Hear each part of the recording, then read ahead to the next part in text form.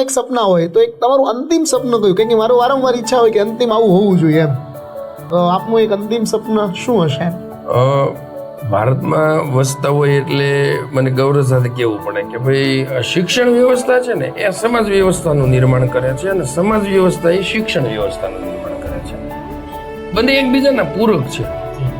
શિક્ષણ વ્યવસ્થા દ્વારા આદર્શ સમાજ વ્યવસ્થા બને. રામ રાજ્યની સ્થાપના કરવું અઘરું જ નથી. આપણે વાંચીએ છીએ કે રામ રાજ્યની અંદર આવું આવું હતું, આ હતું, અને એ તાકાત મને લાગે વિશ્વની અંદર કોઈ પાસે હોય તો એ ભારત દેશ પાસે જ છે. મારું અંતિમ લક્ષ્ય પણ એ છે કે ભારત વિશ્વગુરુ બને.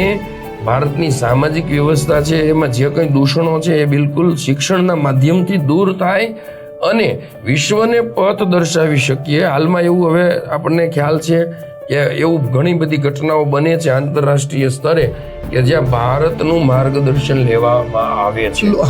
તો ભારત એક એવું રાષ્ટ્ર બને. ભારત એ એક ટુકડો નથી ભૂમિનો. ભારત એ જીવતું જાગતું રાષ્ટ્ર પુરુષ છે એમ કેવું હોય તો કહી શકાય.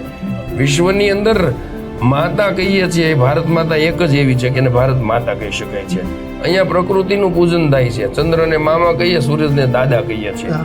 તો આપણે સૌ સાથે મળીએ અને એક એવું ભારતનું નિર્માણ કરીએ કે વિશ્વગુરુ બને અને આ અખંડ ભારતનું નિર્માણ થાય. અને એ તો જ થઈ શકે કે સૌ પ્રત્યેક લોકો છે એમાં ભાગીદારી થાય. એટલે મારું અંતિમ લક્ષ્ય પણ એ છે કે એક એવા સમાજનું નિર્માણ થાય કે જેનાથી ભવ્ય ભારત બને. એ મારું એક લક્ષ્ય છે અને એના માટે થાય એટલો પ્રયત્ન કરીશ. નાના નાના પ્રયત્નો બધા કરે તો થાય. રામ સેતુ બનતો હતો ત્યારે નળ અને નીલ છે તો એ એન્જિનિયરિંગ નું કામ કરતા હતા. મોટા વાનર હતા તો મોટી શિલાઓ લીધી હતી, પણ એક નાની એવી ખીચકોલી હતી તો એ નાના નાના ટુકડાઓ રેતીના છે એ પોતાના શરીર સાથે ચોંટે અને એ ત્યાં રામ સેતુમાં પોતાનું યોગદાન મળે એવો પ્રયાસ કરતી હતી.